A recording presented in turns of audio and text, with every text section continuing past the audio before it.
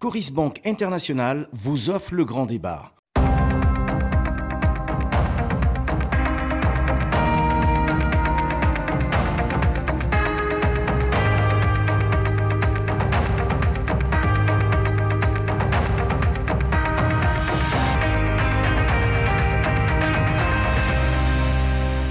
Mesdames, Messieurs, bonsoir. L'émission Grand Débat reçoit ce soir le gouverneur de la région de Difa et ses principaux collaborateurs pour parler des préoccupations qui assaillent cette région en proie à l'insécurité. En effet, près d'une décennie où la région de Difa a connu une insécurité grandissante et ses conséquences désastreuses pour la région, force est de constater qu'une grande accalmie règne dans la zone où les populations vaquent normalement à leur activité. Nous allons profiter de ce retour de la paix et de la sécurité pour aborder quelques préoccupations des populations de la région de Difa. Ainsi, nous avons convié sur ce plateau le général de brigade Mamadou Ibrahim Bagodoma, gouverneur de la région de Difa. Monsieur Koroji Dalla, président du conseil régional de Difa. L'honorable Abdou Kachala Gasso, chef de canton de Ménesoroa. Et enfin, Madame Barmou Assamaou Kanta, maire de Difa. Madame, Messieurs, bonsoir et merci d'avoir répondu à notre invitation où nous allons parler essentiellement des préoccupations des populations de la région de Difa qui reviennent de loin et même de très loin lorsqu'on fait un bref retour en arrière sur les 10 années où l'insécurité sévissait dans cette région très meurtrie par le phénomène du banditisme et du terrorisme des groupes armés. Quelles sont les préoccupations des populations de la région de Difa? Comment se présente la situation sécuritaire qui a longtemps endeuillé de nombreuses familles? Comment apporter un début de solution à cette situation? Ce sont là quelques interrogations qui feront l'objet de notre débat. Et pour commencer cette question, la région de Difa a connu plusieurs années d'insécurité aux conséquences incalculables. Comment se présente cette situation aujourd'hui? Monsieur le gouverneur, bonsoir et bienvenue sur le plateau du Grand Débat. On commence par vous. Merci. Nous sommes très honorés de vous accueillir à Difa et également honorés de participer à ce débat pour dire un peu notre vérité, ce que vit la région de Difa aujourd'hui. D'accord. Et je pense que ce débat vient à point nommé parce qu'on en avait vraiment besoin pour que le reste des Nigériens soient au courant de la situation qui prévaut actuellement au niveau de Difa. D'accord. Dans votre introduction, j'ai cru comprendre que la situation sécuritaire est des plus préoccupantes encore. Oui, d'accord. C'est vrai que ça fait partie de nos préoccupations, mais je pense qu'il faudra qu'on nuance un peu cette assertion. D'accord. Aujourd'hui, la première préoccupation de la région, c'est justement de soigner son image vis-à-vis du reste des Nigériens. Par rapport à cette situation de sécurité qui a sévi? Pas seulement. Quand vous évoquez Difa, qu'est-ce que les gens pensent? Je parle des gens qui sont Dosso, Niamey, bien sûr, Agad. Qu'est-ce que les gens pensent? Difa, c'est loin. Difa, c'est l'insécurité. Difa, c'est le manque d'infrastructures. D'accord. Nous avons aujourd'hui à Difa tous les maires du Niger qui sont en conclave. Je pense qu'à leur retour, ils seront nos meilleurs ambassadeurs pour dire aux gens qu'il faut nuancer leur perception de Difa. D'accord. Donc notre première préoccupation, c'est d'abord soigner l'image pour dire aux gens l'image que vous avez de Difa n'est pas la bonne, il faut changer. Deuxièmement, effectivement, nous avons cette préoccupation sécuritaire qui dure depuis un certain nombre d'années et qui aujourd'hui, Dieu merci, connaît beaucoup d'améliorations. D'accord. Vous êtes un des témoins. Après la situation sécuritaire, nous avons une autre préoccupation qui est celle de la cohésion sociale. D'accord. Vous savez, la région de Difa, je crois, si je me trompe, c'est la région qui renferme le plus grand nombre de communautés au Niger. Sur les 9 communautés, vous avez 7. Ici à Difa. Ici à Difa. D'accord. Et en plus du traditionnel conflit qu'on connaissait entre agriculteurs et éleveurs qui surviennent à des moments bien précis de l'année, nous avons un autre type de conflit qui est en train de naître, qui malheureusement oppose aujourd'hui les nomades entre eux pour le partage des ressources naturelles qui sont dans les zones de pâturage, dans les zones pastorales. D'accord. Voilà, ça c'est une préoccupation également qu'il faut adresser de manière à s'assurer que les communautés vivent dans une paix totale. Il y a également la relance de l'économie. La relance de l'économie. Oui, bien sûr. Eh bien, cette économie a été sérieusement mise à mal à cause de l'insécurité qui a duré pendant tant d'années. Oui. En plus d'une décennie, hein, sinon plus. Plus d'une décennie, voilà. Parce que ça dure depuis des années 2015. 15, voilà, d'accord. Alors, il y a également le chômage des jeunes. Trop de jeunes qui sont désœuvrés, qui, s'ils ne sont pas occupés, eh bien, posent des soucis d'ordre sécuritaire. Voilà donc en gros les principales préoccupations de la région. Ce n'est pas les seules, mais c'est les plus importantes. Bien sûr, d'accord. Merci, merci Monsieur le Gouverneur. Oui, Monsieur le Président, bonsoir et bienvenue sur le plateau du Grand Débat. Oui. Qu'est-ce que vous allez ajouter? Trop paraphraser Monsieur le Gouverneur, après l'insécurité, c'est effectivement la relance économique. D'accord. Et cette relance-là, vous savez, la région de Difa a souffert, les populations ont souffert. Bien sûr. Maintenant, la seule préoccupation, c'est comment permettre à cette population-là de s'adonner à son activité d'antan. D'accord. L'activité d'antan, c'est la production agricole. C'est l'élevage, c'est la pêche, pour qu'elle permette de s'adonner. Bien sûr, quand on dit de s'adonner à son activité, il y a un besoin d'accompagnement. Aujourd'hui, quand vous prenez le sac d'engrais, c'est à 32 000. Le sac d'engrais à 32 000. 32 000 francs. Oui, d'accord. Comment permettre à cette population-là de pouvoir vraiment s'occuper d'elle-même, s'adonner à l'activité qu'elle connaît? C'est la production agricole, c'est l'élevage, c'est la pêche, pour leur permettre avec un accompagnement fort. Si on arrive à régler la sécurité, plus la relance des activités économiques, très bien. Tout le problème est réglé. Tout le problème est réglé à 80%. D'accord. Merci. Merci, M. Ferrand. Honorable chef de canton, bonsoir et bienvenue sur le plateau du Grand Débat. Qu'est-ce que vous allez ajouter? Merci beaucoup, M. Abdoulaye. Vraiment bon. Je pense que les gouverneurs et les présidents du Conseil ont pris vraiment beaucoup de nos préoccupations. D'accord. Donc vraiment, ce que on va faire un peu, je vais faire un peu économie du temps. Donc là, ils ont vraiment beaucoup parlé de toutes les situations que nous vivons. Donc maintenant, le problème qu'on a, à part les conflits et autres, donc il y a l'assemblement. Moi, je vais parler dans le domaine de l'environnement. D'accord. Il y a l'abattage abusif des arbres. Et aujourd'hui, ce qu'on vit, c'est très, très, très critique. Parce que si vous venez dans l'État, avant de venir entre Méné et Difa, il y a deux derrière là. C'était tellement couvert. Et aujourd'hui, les gens ont vraiment, ils ont détruit ça. Ils ont détruit. Donc vraiment, le problème aujourd'hui, il y a le problème d'assemblement, le problème d'abattage des arbres. Oui. Et puis maintenant, je pense qu'il y a aussi un peu l'incivisme fiscal. Il y a l'incivisme fiscal parce qu'aujourd'hui, si nous prenons la situation, c'est réellement, on doit voir comment est-ce qu'il faut vraiment amener les gens vraiment à payer les taxes au moins.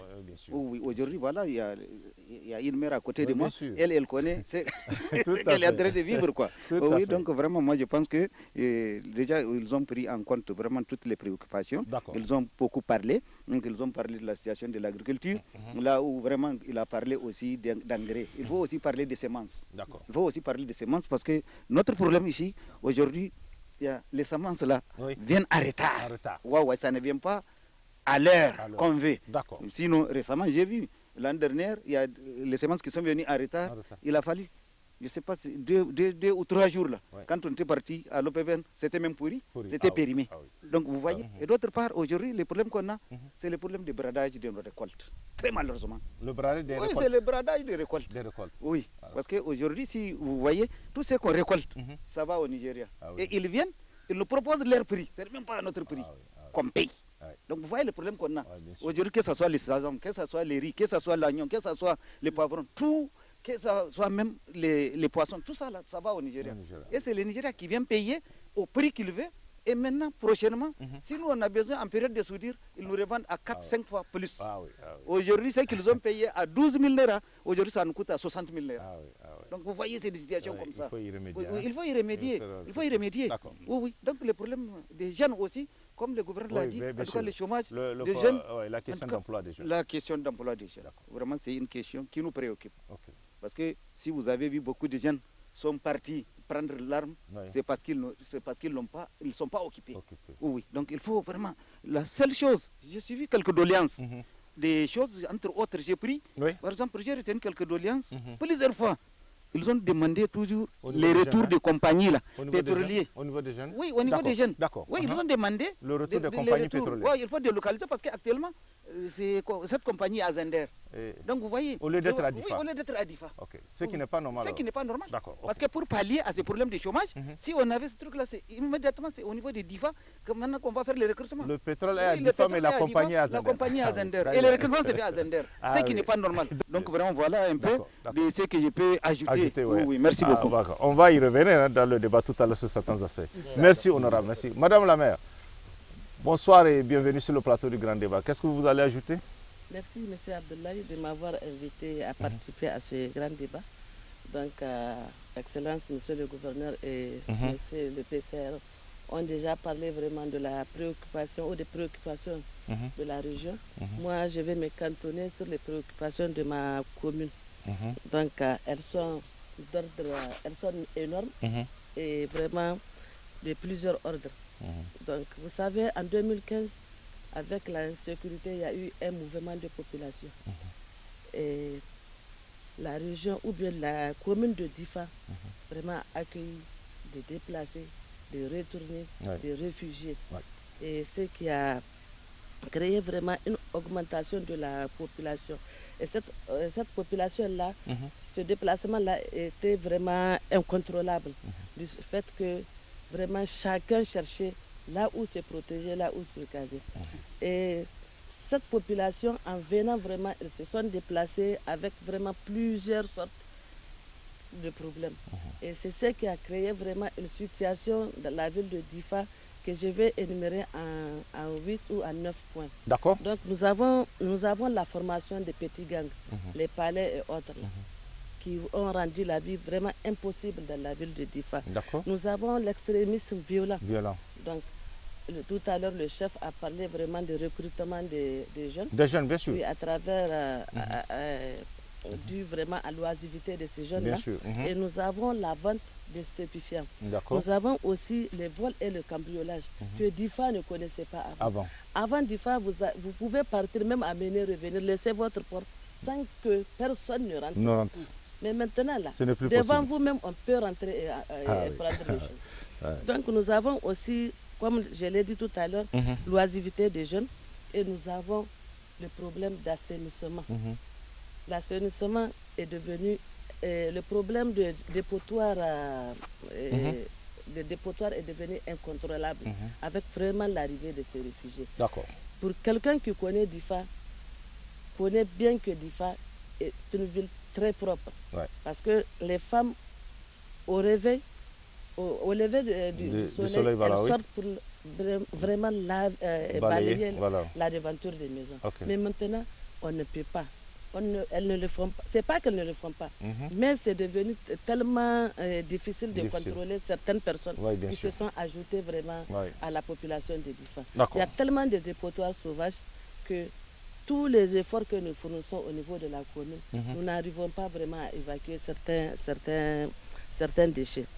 Donc nous avons aussi la précarité de la plupart des ménages déplacés, une vulnérabilité. Donc les femmes se sont réduites vraiment à la mendicité. Vous allez voir, quand vous allez voir, ce sont surtout les déplacés et les femmes qui viennent d'ailleurs pour les travaux ménagers qui s'adonnent à la mendicité dans la ville. Et vous allez voir dans le marché, vous ne pouvez pas faire 1 mètre ou 2 mètres sans que vous ne soyez bousculé par ces femmes-là ou bien par ces petits enfants-là. Ce qui n'était pas le cas avant? Non, on ne connaissait pas ça avant à Difa. Difa. On ne connaissait pas ça. Donc, nous avons aussi le plus grand problème, l'inondation. L'inondation. Difa connaît plusieurs années de récurrentes vraiment d'inondation. Depuis 2012. Et c'est ce qui a fait que l'année passée, l'année passée, il n'y a pas eu, mais l'autre, en 2022, en 2022, vraiment, ça nous a causé tellement de problèmes qu'on a perdu presque toutes les productions rizicoles. Donc ça a créé vraiment un besoin alimentaire. Donc ces inondations-là, ça a créé vraiment des sans-abri. Oui, bien sûr, bien sûr. On était qui ont obligés perdu leur de habitation, voilà. Habitation et production agricole. Et c'est le cas de l'ADA qui est présentement sur un site d'emprunt. D'accord. Oui. Je vais m'arrêter. Vous avez... Ok, d'accord. Merci. On va revenir tout à l'heure. Monsieur le gouverneur, vous avez écouté, les difficultés sont énormes. Comment maintenant vraiment votre région fait face à tout ce qui a été développé sur ce plateau? Comment vous faites face? Parce qu'on je pense qu'au niveau du gouvernorat, la principale tâche, c'est de créer les conditions pour que chaque administration gère au mieux les problèmes, les défis qui se posent en elle. Je pense que là, il faut tout de suite commencer par poser le problème de sécurité. Une fois que la sécurité est garantie, je pense que toutes les autres administrations retrouvent la sérénité nécessaire pour s'adresser efficacement aux défis qui se posent. Et dans ce domaine, je pense qu'il suffit de faire l'axe RN1 mené jusqu'à Ngurti pour se rendre compte de l'effort fourni par l'État dans ce domaine. Nous avons en tout cas mis les moyens nécessaires pour nous assurer que la sécurité est maîtrisée. Nous avons, en termes d'insécurité, un certain nombre de foyers qui nous préoccupent. Le premier, c'est la zone de Chétimari. Tout le monde en parle. Et effectivement, à juste raison, parce que nous avons des incursions récurrentes des groupes terroristes dans la zone de Chétimari. Un autre foyer, c'est la zone du lac. Ces Boko Haram sont installés dans les différentes îles à partir desquelles ils font des incursions, des descentes sur la terre ferme pour poser des actes malveillants et puis y retourner. Un autre foyer, c'est, si vous voulez, la zone nord. Mais là, ce n'est pas le banditisme en tant que tel du Boko Haram, ce n'est pas du terrorisme, mais si vous voulez, c'est un problème de trafic qui est très grave. Pourquoi? Parce que d'abord, il s'agit du sud vers le nord d'un trafic de drogue. Mais également du nord vers le sud, à partir de la Libye, les gens nous reviennent avec des armes qui sont destinées à renforcer l'arsenal de Boko Haram. Et ça, c'est criminel. Bien sûr. On ne peut pas l'accepter. Mais il y a également le problème qu'évoquait tout à l'heure Madame la mairesse. Nous avons beaucoup de problèmes de sécurité dans la ville de Difa, dans la mesure où nous avons ce qu'on appelle les palais, le phénomène des palais. En fait, ce sont des fadas où des jeunes s'adonnent à la consommation de la drogue. Ils sont désœuvrés, ils n'ont pas de ressources. Et le problème avec la drogue, c'est que plus vous en consommez, plus vous devenez dépendant. Et une fois que vous êtes vraiment dépendant, il vous faut une plus grande quantité. Les jeunes n'ayant pas de ressources pour s'octroyer ces drogues sont obligés de verser dans la délinquance. Des petits vols jusqu'au crime pour pouvoir gagner de l'argent et se procurer de la drogue. Et lorsqu'ils sont traqués par la police, recherchés à gauche, à droite, qu'est-ce qu'ils font? La seule issue, c'est se réfugier de l'autre côté et grossir le rang de Boko Haram. Donc, ce sont des problèmes vraiment pertinents que nous sommes en train d'adresser avec l'effort conjugué aussi bien des autorités administratives coutumières que les forces de défense et de sécurité, la partie saine de la population, mais également il ne faut pas oublier nos chefs traditionnels et les oulémas qui n'ont jamais cessé de faire des incantations au profit de la paix au Niger. D'accord. Voilà. Merci, M. Go. Oui, M. le Président, qu'est-ce que vous allez ajouter? J'allais dire que je salue vraiment quand même l'engagement de M. le gouverneur. D'accord. Parce qu'à 6 mois, il a pu visiter toutes les communes de la région, pour savoir quels sont les problèmes essentiels. Il faut diagnostiquer d'abord. Bien sûr. Et nous l'avons accompagné. Et en ce sens, la première action qui a été faite, c'est faire le diagnostic pour savoir les problèmes les plus urgents. C'est l'insécurité alimentaire, le déficit fourrager énorme. Et nous sommes revenus avec tous les cadres techniques et toute la population, faire un diagnostic complet et faire sortir un document cadre. D'accord. La région de Difa a été vraiment la locomotive. Hier, je te disais que nous sommes dans la refondation de la République. Parce que nous avons produit un document appelé programme d'urgence pour répondre aux sollicitations de la population.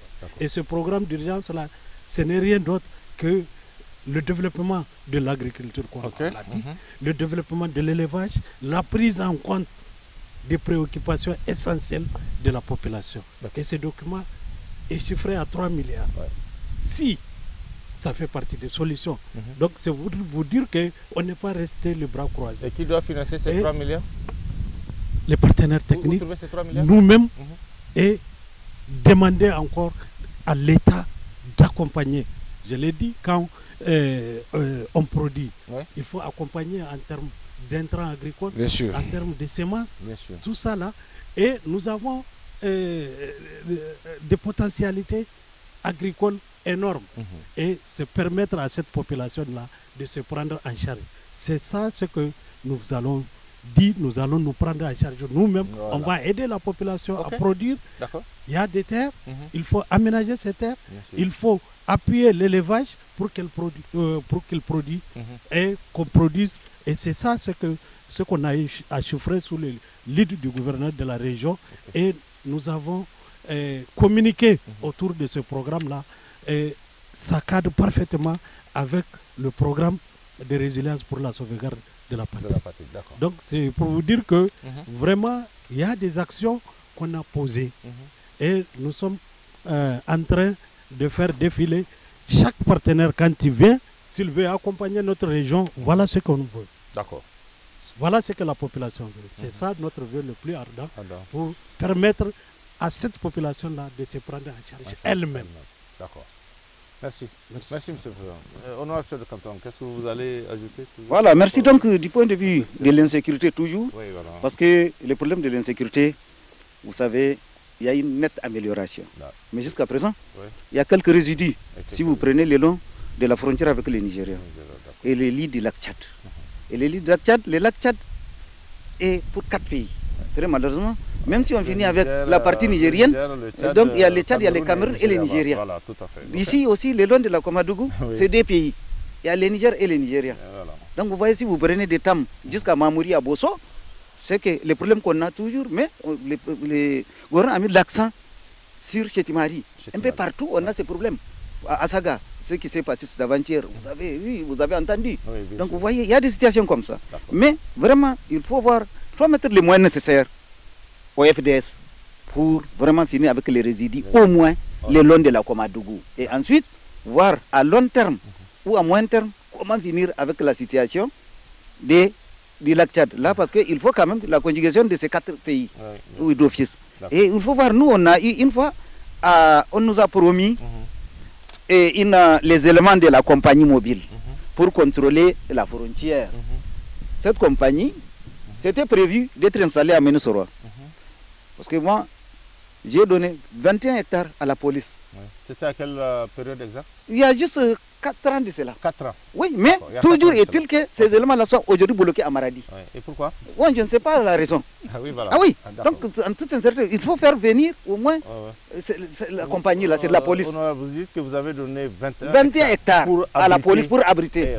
Depuis 4 ans. Depuis 4 ans. Oui. Et jusqu'ici, rien n'est fait. Parce qu'ici, à un moment, on nous a même dit qu'ils ont lancé la commande, ils ont lancé les marchés, etc. On a demandé, on n'a rien vu. D'accord. Oui. Donc il y a vraiment ce côté des choses. Et puis du point de vue de l'agriculture dont on a parlé, moi je pense que l'agriculture, ça ne doit pas se limiter seulement aux intrants ou quelque chose comme ça. Parce que ça ne suffit pas. Ça ne nous suffit pas tous. Parce qu'il nous faut au moins une caisse régionale de crédit agricole. Une caisse régionale de crédit agricole. Pour permettre, parce qu'avec notre système archaïque là, on ne peut plus avancer dans l'agriculture. Au moins, il faut permettre, s'il y a une caisse régionale qui doit vraiment servir des prêts aux agriculteurs, avec cette caisse-là, on peut vraiment avoir les crédits, payer, par exemple, les tracteurs et autres pour travailler. Aujourd'hui, avec nos matériaux archaïques, là, on ne peut pas avancer dans l'agriculture. D'accord. Oui. Donc, vraiment, voilà ce que je peux aussi augmenter dans ces domaines. Merci, honorable. Madame, qu'est-ce que vous allez ajouter? Bon, je vais moi revenir toujours sur l'incivisme fiscal. Tout à l'heure, le chef de canton en a parlé. Les gens oublient vraiment les devoirs pour mettre en avant leurs droits. Alors qu'il faut que la population paye pour que nous puissions vraiment conduire certaines activités. Certaines réalisations. Nous avons les voiries, nous avons aussi le domaine de l'éducation, de la santé, parce que les compétences sont transférées à moitié. Nous n'avons pas les transferts de ressources. Donc c'est à la commune de subir vraiment les coûts. Et DIFA a grandi pour dire les choses terre à terre. DIFA a grandi. DIFA a grandi, vraiment. Et certaines conduites vraiment des travaux de voirie nécessitent de l'argent.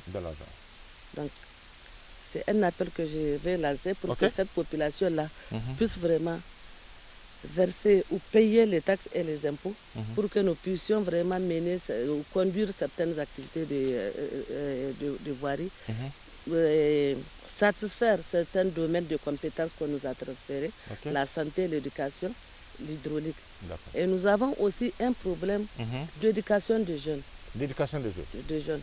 Ces jeunes, ce sont surtout les jeunes de palais que nous n'arrivons pas à contenir, que nous n'arrivons pas vraiment à maîtriser et à former.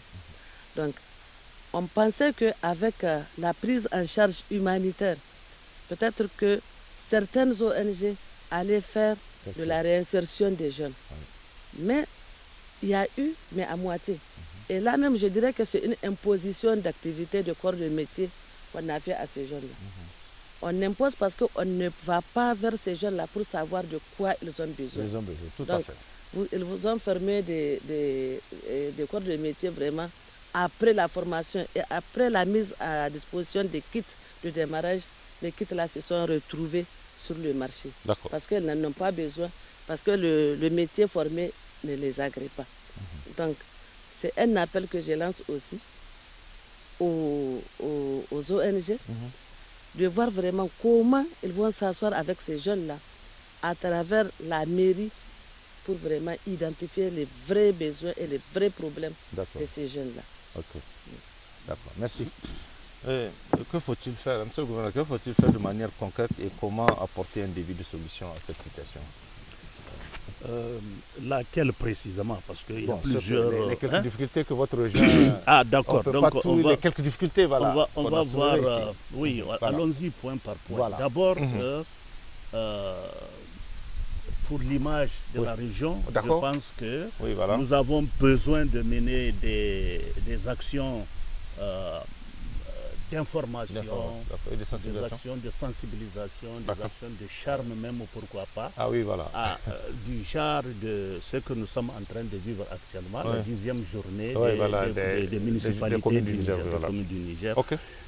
C'est une opportunité pour les élus locaux qui sont venus vraiment de partout du Niger. C'est le Niger en miniature. Ah oui, bien sûr, on a vu. Ici. Donc, ils vont voir concrètement la situation à Difa et ils vont la rapporter fidèlement. D'accord. Ça, je considère que c'est déjà un acquis. En ce qui concerne la situation sécuritaire, les efforts sont en train d'être menés et je ne veux pas mettre la charrue avant les bœufs et loin encore de moi une quelconque idée de triomphalisme. Mais force est de constater quand même que les choses s'améliorent. Et je l'ai dit tout à l'heure, je le répète, c'est dû à l'effort conjugué des autorités administratives, de nos forces de défense et de sécurité, de la partie saine de la population, de la chefferie traditionnelle, des oulémas, de tout le monde. Et nous devons continuer ce travail. Chacun, dans son coin, a une responsabilité. S'il l'assume bien, nous allons ensemble réussir à imposer la sécurité. Je parle des oulémas. Ce que je leur demande, c'est de continuer à prier. Les prêches. Mais également, en tant qu'individus, ils doivent rapporter tout ce qu'ils ont vu ou entendu. J'arrive, je n'ai pas fini. Ça, c'est en ce qui concerne uniquement les oulémas. Les chefs traditionnels, c'est eux qui sont les rassembleurs au niveau local, au niveau de la population. C'est des leaders d'opinion, c'est des gens qui sont très bien écoutés. Eh bien, ils doivent sensibiliser leur population de manière à ce que chacun se réfère à eux directement s'il a vu quelque chose de suspect ou s'il a entendu quelque chose qui ne lui paraît pas correct. Ces informations doivent remonter rapidement au niveau des autorités administratives et au niveau des forces de défense et de sécurité pour que le problème soit rapidement géré. Aux autorités administratives, eh bien, je leur demande, les autorités administratives, c'est-à-dire les préfets, mais également les maires, les élus locaux, doivent toujours prêter attention, doivent être à l'écoute de leur population. Il ne faut pas qu'ils banalisent les informations qu'on leur rapporte. Souvent, les gens vous donnent des informations de bonne foi, même si ces informations sont erronées. Ce n'est pas parce que vous avez vérifié et que ça s'est avéré faux que, bon, il faut ne plus accorder de crédit à ce que les gens vous rapportent. Non, le gars peut se tromper, mais les informations, on doit leur accorder le crédit nécessaire jusqu'à preuve du contraire. Et au niveau des forces de défense et de sécurité, je crois que nous avons des gens assez professionnels qui font leur travail jour et nuit, qu'il fasse chaud ou qu'il fasse froid, qu'il vente ou qu'il pleuve, ils sont sur le terrain. D'accord. Ils sont sur le terrain. Eh bien, moi, honnêtement, j'ai bel espoir que la situation ne peut que s'améliorer. D'accord. Ça, c'est au niveau de la sécurité. D'accord. Au niveau de la relance économique, c'est là où nous avons, j'allais dire, un chantier qui est presque au démarrage.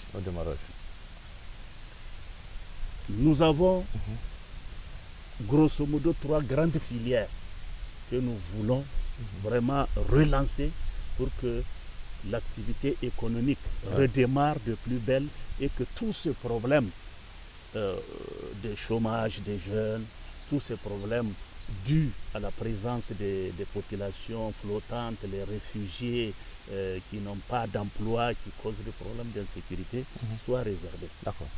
Nous avons d'abord la filière pastorale, l'élevage. D'accord. Il y a une zone qui est dédiée à l'élevage. Il faut que cette zone soit respectée dans son intégrité. Il ne faut pas qu'on permette à des communautés d'aller s'installer dans cette zone-là. Il faut la préserver. C'est un bien commun. Tout le monde doit y avoir accès. Et une fois qu'il a fait paître ses animaux, il doit la quitter pour la laisser à la disposition des autres. D'accord. Ça, c'est la première chose à respecter. La deuxième, c'est que nous lançons un appel à l'endroit du ministère de l'élevage et de l'agriculture afin qu'il nous aide avec les aliments de bétail. Vous savez que la campagne 2023 n'a pas été à la hauteur de nos attentes. Donc la population, nous sommes déjà dans la période de soudure, comme on dit. Nous attendons incessamment l'appui du ministère en aliments bétail. Sinon, les animaux risquent de beaucoup souffrir. D'accord. Ça, c'est en ce qui concerne la filière élevage. La filière agricole. Nous avons énormément de zones irrigables. Quand vous prenez de Méné jusqu'à la zone du lac, mais c'est beaucoup d'hectares, c'est des millions d'hectares qui sont là. On parle de 4,5 millions d'hectares irrigables. On peut faire beaucoup d'aménagements qui ne sont pas exploités. On peut faire beaucoup. Il y a des terrains, des parcelles qui sont aménagées, mais qu'on a dû abandonner à cause de l'insécurité. Mais aujourd'hui, Dieu merci, la sécurité revenant, on a intérêt à réexploiter ce périmètre-là. D'accord. Nous avons déjà fait des requêtes et vous me permettrez ici de remercier le CNSP et le gouvernement pour l'initiative qu'ils ont prise de nous aménager 400 hectares. Pendant 5 ans. Ça veut dire 2000 hectares sur 5 ans. Sur 5 ans, voilà. Qui vont nous permettre vraiment de booster un peu la production rizicole dans la zone. Et pas seulement le riz, mais également les autres cultures maraîchères, le poivron par exemple, qui est très prisé. D'accord. Nous avons la troisième filière, c'est le poisson. Poisson. Eh bien, c'est une quantité énorme. Qui est pêché dans le lac Tchad, mais qui malheureusement ne profite pas à la population nigérienne ni à l'économie véritablement du Niger. D'accord. On parle de 50 000 tonnes. 50 000 tonnes, c'est bien ça, de poissons qui vont directement au Niger. Ce que nous avons comme projet, c'est de créer d'abord un petit marché au niveau de Ningimi, qui est le premier point de commercialisation du poisson. Un grand marché de poissons ici à Difa, mais également des comptoirs le long des villes installées le long, sur la RN1, de manière à orienter le commerce du poisson vers l'intérieur du pays. Et je vous assure, si on a des comptoirs dans les grands centres comme Zender, Maradi, Dosso, jusqu'à Niamey, c'est-à-dire des comptoirs qui vont nous donner une certaine capacité de conservation et de stockage, plus des camions frigorifiques, eh bien, on peut alimenter la population de Terra avec le poisson. Donc tout le Niger. Tout le Niger. D'accord. Très bien. Donc voilà en gros. Et un dernier projet qu'on n'a pas encore couché sur papier, mais qui nous taraude encore l'esprit, c'est drainer un peu les eaux de la Komadougou, qui vient chaque année. On la regarde et elle s'en va à la fin de la saison. Pourquoi ne pas drainer cette eau, l'amener vers un terrain bien choisi, la stocker pour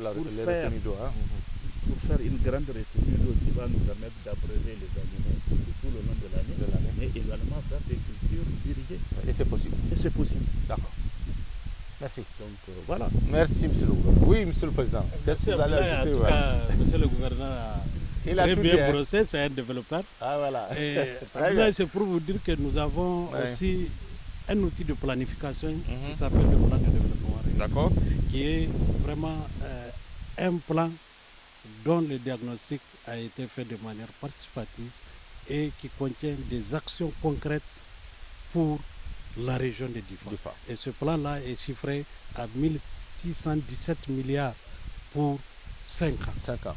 Sur 5 ans. Sur 5 ans. D'accord. Donc il y a des actions concrètes. Moi, je voudrais spécifiquement revenir sur la question de l'autonomisation de la jeunesse. Qu'est-ce qu'on a pu faire? Qu'est-ce qu'on est en train de faire? Tout à fait. C'est vrai, c'est une des questions vraiment centrales, une préoccupation. Quand les jeunes, madame l'a dit, monsieur le gouverneur a dit, le chef de canton aussi, si on n'a pas pu régler cette situation de l'autonomisation de la jeunesse, ça ne va pas. Quand vous faites le ratio, nous sommes, la population de Difa a moins de 15 ans et de 50%. Donc ça c'est une bombe à retardement. Et nous avons depuis 2022 organisé un forum régional de la jeunesse avec vraiment une participation nationale avec les ministres. On a discuté avec les jeunes. Toutes les jeunes de la région, ils sont conviés et on leur a donné la parole. Et ils se sont exprimés. Et à l'issue de cet atelier national, nous avons découpé un programme d'autonomisation de la jeunesse qui est un plan d'action intégrée.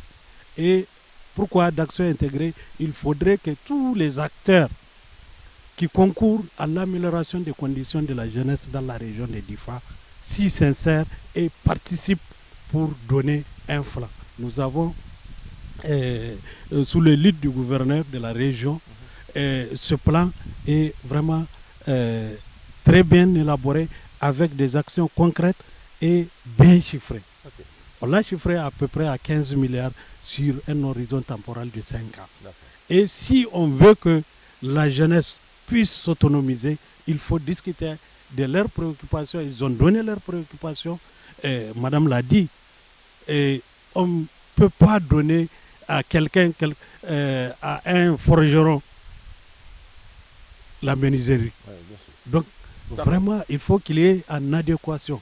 Et je pense que quand on arrive à lever ce goulot d'entranglement, la région de Difa va aller. Donc, vraiment, moi, on est en train de travailler sur la question de l'autonomisation, mais il faut qu'il y ait un appui de l'État. L'État d'abord, les communautés et puis les partenaires. Ça, nous sommes conscients de ça et nous sommes en train de développer des mécanismes pour qu'on arrive vraiment à implémenter ce programme d'intégrer de la jeunesse au niveau de la région de Difa. Merci, monsieur. Oui, voilà, merci. Donc, vraiment, moi, ce que je vois, c'est vrai, aujourd'hui, beaucoup de problèmes d'insécurité, c'est la jeunesse. Oui, vraiment, ce qu'il faut, d'abord, moi, ce que je veux, un peu partout, vous avez entendu, c'est qu'il faut cadrer l'intervention des ONG, des projets, des programmes dans la région de Difa. Il faut les cadrer. Oui. Pêle-mêle, là, ça ne sert à rien. Ce n'est pas le cas. Donc, les vraiment, gens font ce qu'ils veulent. Ils font ce qu'ils veulent. Oui, maintenant, voilà, maintenant, quelqu'un auquel on donne quelque chose, il vend. Donc, c'est-à-dire que ça n'a pas été utile. Oui, donc, vous voyez. Maintenant, la jeunesse, là, il y a deux catégories. Il y a les sédentaires, il y a les nomades. Aujourd'hui, les vols à main armée, les petits banditismes, vraiment, c'est la jeunesse. Moi, je pense qu'il faut les occuper. C'est parce qu'ils ne sont pas occupés. Aujourd'hui, on peut demander, on peut appuyer les jeunes là dans la pratique de culture de contre-saison. D'une part, et maintenant, ce qui concerne les nomades, c'est parce que c'est la pauvreté. Donc, il faut faire la reconstruction du cheptel. Tant qu'ils ne sont pas occupés, on n'aura pas vraiment la paix qu'on veut. Ce n'est pas seulement le terrorisme. Maintenant, aujourd'hui, le banditisme là est même encore plus préoccupant que le terrorisme. Parce que oui, le terrorisme est ciblé. Oui, par exemple, aujourd'hui, les FDS connaissent, ils ont pris toutes les dispositions pour contrer. Mais le petit banditisme là, ça existe tout le temps. Le vol, ça c'est toujours. Donc vous voyez ça vraiment, il faut qu'on ait vraiment à occuper les jeunes. Oui. Merci. Madame, est-ce que vous allez ajouter, comme ça on va à la dernière question pour finir? Pas grand-chose à ajouter. Le gouverneur de PCR et puis le chef de canton en ont déjà parlé. Donc moi, je vais surtout m'appesantir sur la réinsertion et l'intégration des jeunes. Et surtout l'autonomisation de ces jeunes-là à travers des activités lucratives qu'ils auront à choisir d'eux-mêmes, pas leur imposer. D'accord. Donc tout à l'heure, le chef de canton a dit qu'il faut cadrer les ONG. Effectivement, il faut les cadrer. Parce que moi, j'ai eu à travailler avec ces ONG-là depuis 2014, étant vraiment directrice de la promotion de la femme. J'ai vu comment l'insertion des jeunes a été menée. Et jusqu'à présent, ce sont les mêmes activités qu'on mène et ce sont les mêmes corps de métier qu'on forme et ce sont les mêmes jeunes conforme et à qui on autonomise. Donc on ne peut pas être formé à plusieurs reprises. Bien sûr, bien sûr. Donc ça veut dire qu'il y a un problème. Il y a un problème. D'accord. Donc il faut vraiment, il ne faut pas faire du favoritisme. Ouais. Donc il faut aller vraiment vers les nécessités, les vrais vulnérables. Donc il y a une question d'identification des jeunes qui se pose. D'accord. Et pour vraiment finir cet entretien, puisqu'on a fait quand même tout le tour de la question, des questions, quelles sont vos recommandations pour sortir la région de Difa de cette situation qui entrave son développement? Quelles sont vos recommandations? Voilà. Bien, ça c'est une très belle question. Je dois dire que j'ai vraiment des recommandations à l'endroit aussi bien des autorités nationales, des autorités régionales, qu'à l'endroit de la population elle-même. D'accord. Particulièrement la jeunesse de Difa. Ce n'est pas de la démagogie, je vous le dis sincèrement, franchement. D'accord. Je crois à l'avenir de la région de Difa. Parce que c'est une région qui a des grandes potentialités. D'accord. Pour peu que ces potentialités soient judicieusement exploitées, eh bien, je vous assure, dans une décennie, on peut se réveiller avec une région extrêmement riche. D'accord. Alors, avant d'arriver là, bien sûr, il y a un long chemin. Ah oui, bien sûr. Je voudrais d'abord demander à l'État, de continuer à soutenir nos forces de défense et de sécurité. Aussi bien en effectif qu'en moyens matériels pour faire leur mission. Parce que la sécurité, c'est la condition numéro 1 de toute action de développement. Sans sécurité, on ne peut rien du tout. D'accord. La deuxième recommandation, c'est vraiment au profit de l'école de la région de Difa. Je ne veux pas rentrer dans les détails. Le ministère en charge de l'éducation est parfaitement au courant de tous nos problèmes. Eh bien, je souhaiterais qu'un regard très positif soit jeté sur la situation de l'école dans la région. Quand je parle de l'école, je parle aussi bien de l'affectation des professeurs que de la scolarisation. D'accord. Il y a un grand nombre d'écoles qui ont été fermées sous prétexte qu'elles sont sous-fréquentées. Et nous avons dû intervenir pour demander la réouverture parce que nous avons constaté que plutôt que de peupler les écoles qu'on a ciblées, eh bien, une grande partie de la jeunesse, des enfants étaient déscolarisés parce qu'ils ne pouvaient plus parcourir des distances pour aller à l'école où on voulait qu'ils aillent, ou bien parce qu'ils n'ont pas de tuteurs. D'accord. Troisième recommandation à l'égard de l'État, c'est de nous aider à exploiter ces ressources. Je vous ai dit tout à l'heure, l'État a très vite réagi à notre requête. Bien sûr. Ils vont nous financer déjà pour cette année 2024 400 hectares. 400 hectares irrigués. Bien sûr. Et c'est très bien pour la région. Et ils vont le faire de façon régulière pendant 5 ans. 5 ans, voilà. Donc les retombées seront énormes pour la région. D'accord. Je pourrais également parler dans le domaine de la santé, mais là ce serait injuste à l'égard du ministère de l'Éducation, de la santé, parce qu'il y a des efforts qui viennent d'être faits. On nous a doté d'ambulances, on nous a affecté des médecins, des infirmiers. Donc, mais il faut continuer à surveiller. Parce que le suivi. L'hôpital le plus proche de la région de Difa en cas d'évacuation, c'est Zender. Ça fait combien? 405 km, un peu plus de 400, c'est loin. Près de 500 km. Alors, ça c'est vraiment à l'endroit des autorités nationales. Au niveau de la région, je voudrais que les préfets, les maires restent à l'écoute de leur population. D'accord.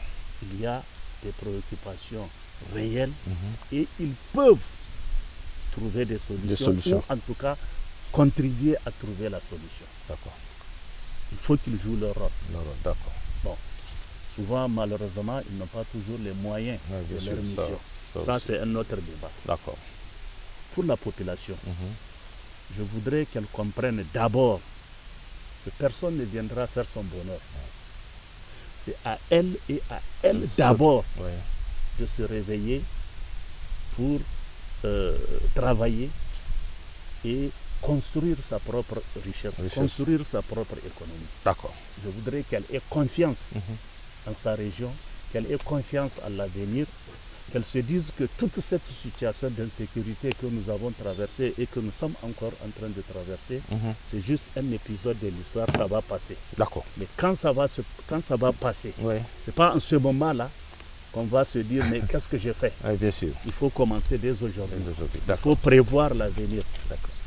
Et prévoir l'avenir pour moi dans la région de Difa, c'est regarder les investissements dans le domaine de la riziculture, dans le domaine de la culture irriguée, dans le domaine de la pêche, la commercialisation de ce poisson, dans le domaine pastoral, pour ne citer que ces principaux secteurs. D'accord. Voilà ce que je peux dire pour l'instant. Merci, Monsieur le gouverneur. Monsieur le Président, quelles seront vos recommandations? Moi, je vais parler sur en tant que collectivité territoriale. Ok. L'État nous a donné des missions de services publics. Et ces services publics, on l'a dit tout à l'heure, satisfaire, rendre service à cette population-là, rendre service à la population d'extrême nord. Quand vous prenez les brousses de Ngourti, de Ngelbeli, de Foulatari, vous allez voir des gens qui sont en difficulté. En nous donnant ces engagements, ces missions, il a aussi prévu de nous accompagner. L'accompagnement, c'est quoi? De donner les moyens nécessaires pour permettre, pour implémenter ces services publics-là au niveau de la région. J'allais dire, il faut que l'État nous accompagne. Par exemple, depuis que nous sommes venus, depuis 2021, nous n'avons réussi que les redevances pétrolières, qui fait partie, par exemple, de 60% du budget de la collectivité région. On ne perçoit pas cela. Et nous demandons à l'État de mettre à la disposition des collectivités ces redevances-là pour permettre de rendre service à la population qui a tant besoin. Voilà ce que moi, la recommandation première que je donne. Bien sûr. Merci beaucoup. Merci, vous me permettez, j'avais omis juste un point important à mon avis. C'est la cohésion sociale. On en a parlé tout à l'heure. C'est une des préoccupations de la région. Et je voudrais que les gens comprennent que la toute première richesse d'une région, c'est d'abord le climat de paix, qui règne. Et une fois que vous mettez à part l'insécurité qui nous est imposée par Boko Haram, mais nous avons aussi une sorte d'insécurité que nous créons nous-mêmes parce que nous ne respectons pas les règles de vie en communauté entre nous. Et c'est important, que les gens qui cohabitent, qui sont des voisins, respectent la loi, respectent les règles de vie en communauté, les règles de vie sociale. Sinon, tous les jours, vous allez vous réveiller avec des conflits qui sont souvent meurtriers. Je vous parlais tout à l'heure de l'occupation anarchique des zones pastorales. Bien sûr. Ou des conflits entre agriculteurs et éleveurs qui font chaque année des morts, malheureusement. Et donc, je voudrais que les gens comprennent qu'il est important de respecter les règles. La loi existe au Niger. Tous les textes sont faits. Il faut les vulgariser. Personne n'est censé ignorer la loi. Tout le monde doit faire un effort pour connaître parfaitement ses droits, les limites que la loi lui impose, le droit de celui qui est en face de lui, et les respecter. Parce que c'est la condition pour que vous viviez en paix. Et la paix, c'est la condition du développement. D'accord. Merci, Monsieur le gouverneur, pour ces précisions. Oui, honorable. Merci, Monsieur Abdoulaye. Donc, tout à l'heure, moi, je vous avais parlé dans le domaine de l'agriculture, et dit vraiment il faut qu'on ait une caisse régionale de crédit agricole. Là, vraiment, ça c'est une recommandation, que ce soit à moyen ou à moyen terme, pas à long terme. Donc tout à l'heure, quand j'intervenais, je vous avais dit qu'il y a bradage de nos récoltes. Parce que là, vraiment, je vois que l'État doit mettre une structure d'achat de ces récoltes-là. Oui, c'est mieux pour nous, parce qu'il faut que ça profite au pays. Si c'est l'État qui paye, même si c'est à 10 000, 20 000, ce qu'il paye, l'État peut nous revendre à 10 000, 20 000. Mais si on laisse quelqu'un d'autre vienne fixer son prix, donner aujourd'hui, en toute sincérité, je vous jure que aujourd'hui, si vous prenez les domaines de ces âmes-là, aujourd'hui, c'est quelque chose qu'on met sur le marché mondial. Mais aujourd'hui, les Nigériens payent, que ce soit cuir, que ce soit peau, que ce soit sésame, tout est payé par les Nigériens. Et que nous, on n'est même pas connus sur les marchés mondiaux. Oui, normalement, tout ça là, l'État doit voir, l'État doit faire profiter non seulement les producteurs, et aussi même encore l'État. Oui, donc à part cela, notre structure là, que ce soit le PVN ou quelques d'autres structures, il faut que l'État mette en place. Et tout à l'heure, on vous a dit que réellement, il y a un problème, qu'on permet à certains la détention d'armes à feu, compte tenu de leur catégorie professionnelle. Et on empêche aux autres, ce qui n'est pas normal, parce que moi je pense que la paix là est assurée par l'État. Donc personne ne peut garantir sa sécurité si ce n'est pas l'État. Ça vraiment, ça, il ne faut pas. Moi je pense qu'il faut revenir sur ces cas là. Oui, normalement. Oui. Donc d'autre part, maintenant on a parlé de plusieurs situations, parce qu'aujourd'hui, tout à l'heure, le gouverneur vous a dit que la situation est un peu, vraiment, n'est pas bonne, les récoltes passées ou bien la saison passée. Oui, donc vraiment là, il faut assister la population qui traverse cette période de soudure, là, comme l'a dit le gouverneur. Oui, donc il faut dès maintenant préparer la campagne. Et tout à l'heure, on vous a parlé les intrants, et puis il faut qu'il y ait une initiation rapidement de vente à prix modéré. Oui, apporter aussi les semences et les engrais là à temps, au lieu que ça soit en retard. Et procéder aussi vraiment au ciblage pour la DGC session 2024. Et d'autre part, il faut assister aussi toujours la même population là à l'aliment bétail. Les problèmes qu'on a aujourd'hui pour vraiment atténuer les souffrances causées par le manque crucial du pâturage. Et initier et multiplier les travaux IMO et les AGR pour permettre aux populations de subvenir à leurs besoins primaires. Appuyer toujours les chefs traditionnels et les services techniques de concentrer à multiplier la sensibilisation en faveur de la cohésion sociale, coexistence pacifique. Multiplier aussi les points d'eau, parce que c'est les sources de problèmes qu'on a, que ce soit les points d'eau villageois ou les points d'eau pastoraux. Oui, c'est des choses qu'il faut vraiment aujourd'hui pour atténuer tous les problèmes de sécurité et de conflit. Donc accélérer les processus de SAF là, parce que nous on a toujours SAF jusqu'à présent. Nous chez nous, ça n'a pas donné. Parce que les autres, les schémas, d'aménagement foncier. Donc vous voyez, c'est cet aménagement là qui clarifie les fonciers à l'instar aussi des autres régions, parce que les autres régions en ont. Jusqu'à présent, nous chez nous, pas encore. Donc mettre en état la RN1 là, vraiment, et multiplier les voies pour permettre à nos populations là d'écouler leurs produits. Surtout et rendre fluide les échanges commerciaux entre les villages et les villes. Comme l'a dit le gouverneur, pour les poissons, il faut que ça soit aussi pour d'autres produits. Oui. Donc, maintenant, bon, je pense que j'ai beaucoup pris le temps. Donc maintenant, je ne peux pas quand même m'arrêter sans parler de l'environnement. Vous avez parlé dans les problèmes, l'environnement. Là aussi, il faut appuyer les chefs traditionnels et les services techniques. Vraiment, à sensibiliser massivement les populations sur la protection, conservation et revalorisation de l'environnement. Oui, c'est le problème aujourd'hui en évitant l'abattage des arbres. Donc il y a aussi la surexploitation des périmètres agricoles, piscicoles et pastoraux.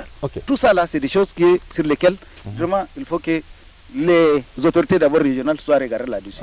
Voilà, donc merci. Merci honorable, merci. Madame, on finit avec vous rapidement. Merci. Alors, quelle sera votre recommandation, vos recommandations, vous? Oui, allez-y. Donc moi j'ai 2 recommandations à l'endroit de la population et une recommandation à l'endroit de l'État. Donc la première recommandation, c'est à la population Donc, il faut qu'elle collabore avec nos FDS. D'accord, la collaboration avec les FDS. Oui, pour qu'elle facilite vraiment la sécurisation de la population. D'accord. Et aussi, toujours à la population de ne pas être esclave vraiment de l'aide humanitaire. De l'aide humanitaire. Et la troisième recommandation, c'est à l'État de rendre effectif vraiment le transfert de compétences. Il faut que les ressources suivent. Au niveau des collectivités. Au niveau des collectivités. D'accord.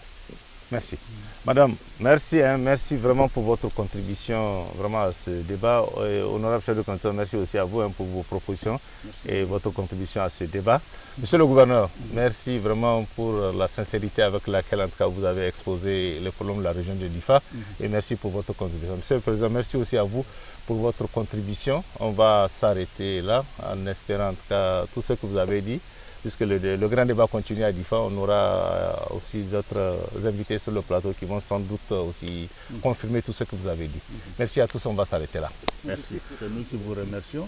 Mesdames, Messieurs, c'est la fin de cette émission. Merci de l'avoir suivi. Le grand débat se poursuit dans la capitale du manga où nous allons au cours de notre prochaine émission nous intéresser sur les questions du développement économique et social de la région avec un accent particulier sur la pêche, la culture du poivron et le désenclavement de la région. Excellente soirée à tous. Au revoir.